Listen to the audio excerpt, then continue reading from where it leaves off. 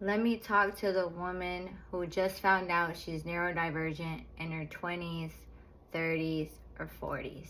You're not too old, and it's not too late. You've just masked so well for so long that no one, not even you, could see it. That shame you're carrying, it was never yours. The misdiagnosis, the lazy labels, the burnouts, the meltdowns behind closed doors, none of that was your fault.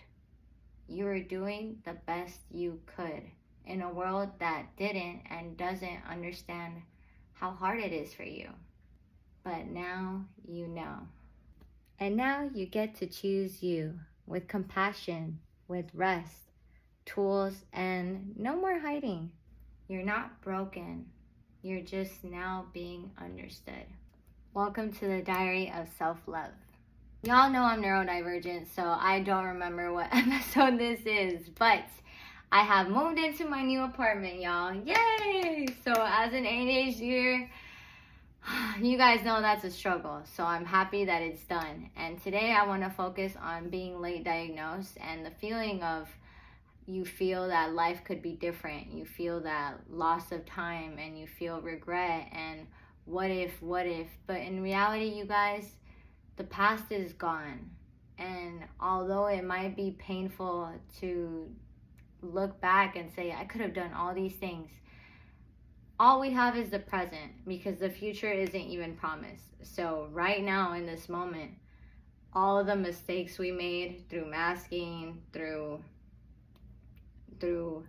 not being able to really understand our struggles, all those things are what led us to become who we are today.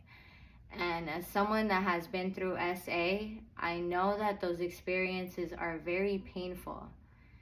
But we learn through these experiences, and it's what teaches us to learn how to set boundaries and stop people pleasing, because as neurodivergents, that's something that we really struggle with, you guys. That's a big struggle for us. And I know that the loss of time just makes us feel like we could be in a better place right now, but we're exactly where we need to be. And as someone that's late diagnosed, those were the first thoughts when I was late diagnosed. I'm like, oh my gosh, but again, everything, and I know this sounds cliche, but everything does happen for a reason. And I needed to go through those mistakes, and I needed to experience those painful moments so that way I could become who I am today, a Harvard certified life coach with the best community anyone could ask for. So I want you guys to let go of that guilt, please, because you guys did the best that you could in a world that's not built for us. This world is not built for neurodivergence, and as a content creator, we still get a lot of negative feedback because it's struggles they don't understand. And something also that I get questioned a lot is how